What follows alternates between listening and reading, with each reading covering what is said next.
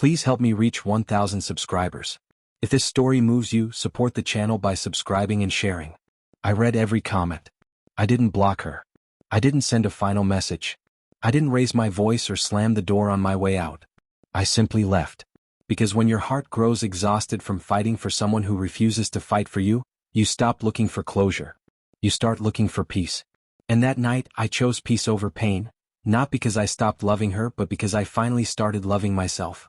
I assumed she moved on. That someone else took my place. That my absence barely left a dent in her life. I was wrong. But I didn't know that yet. Our love was never dramatic or loud. It didn't burn fast or reckless. It was quiet, steady. Built from late-night talks that drifted into early mornings. From grocery runs where we remembered each other's favorite snacks. From 1,000 small routines that slowly became our life. She knew me completely. My fears. My scars. The way I paused before admitting I was hurting. And somehow it still wasn't enough. The change didn't come all at once. It crept in. Less conversation. Longer silences. A distance I couldn't quite explain but felt every day. Eventually, I realized I was the only one still reaching. Still showing up. Still trying to hold together something that was supposed to be shared. When I finally asked what had changed, she shrugged and said, "I don't know." And that answer hurt more than anger ever could. So I stopped asking. I packed my things quietly. Left the key on the counter. Walked away without begging for effort that should have been freely given. With every step, the weight on my chest loosened just a little. I told myself the truth I had been avoiding. Being alone in peace is better than feeling lonely beside someone who no longer chooses you. The weeks that followed were calm but not painless. Mornings filled with coffee and books. Long walks without explaining myself to anyone. Relearning pieces of life I had ignored while trying to save something that no longer wanted saving. Peace didn't arrive suddenly. It was something I chose every day, especially on the days my heart missed what hurt me. Then one night everything shifted. Rain tapped softly against my window as I made tea, trying to quiet my thoughts. A knock interrupted the silence, gentle, hesitant. I wasn't expecting anyone.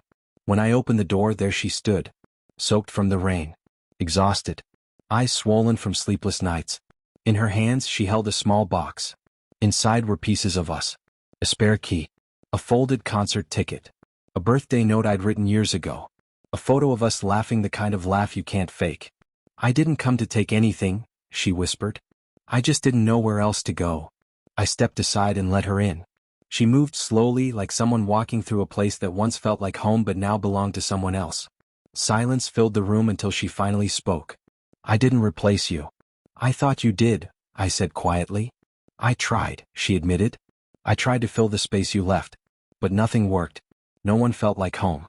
I didn't realize how loud life was without you until you were gone."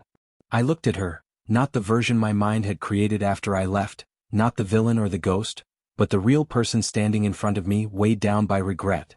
"I hurt you," she said. "Not by what I did, but by what I stopped doing. I stopped showing up. I stopped trying. And by the time I understood what that cost, you were already gone." Tears welled in her eyes. "I wouldn't have stayed either," she whispered. Then she pulled a folded letter from her jacket and placed it on the table. "I wrote this the night you left," she said. "I never sent it. I didn't think I deserved to." She took a breath. "I don't expect forgiveness. I just needed you to know, I never stopped loving you. I just forgot how to show it." I didn't interrupt. I didn't argue. I just listened. She stood and walked toward the door. "I'll go now. I'm sorry." Before leaving, she paused and said, "Even if we never speak again, thank you for choosing peace. It showed me what I lost when I stopped choosing us." And then she was gone. I didn't chase her. Not because I didn't care, but because some moments aren't meant to be fixed immediately. They're meant to sit with you, waiting for understanding. Hours later, I read the letter. Every word felt like touching a bruise I didn't realize was still healing. She wrote about fear. About guilt. About sabotaging what mattered most. At the end she wrote, "If peace is what you found, I hope I never disturb it.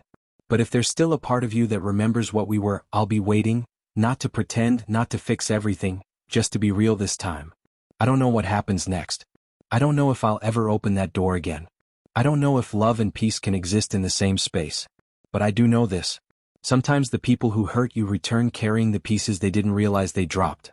And only you can decide whether picking them up brings healing, or reopens old wounds." If this story reached you in a quiet moment, share it. Tell me, have you ever chosen peace over pain? And if the one who walked away returned holding what they thought they lost, what would you do? Because sometimes love doesn't end. It just goes silent, until it finds the courage to speak.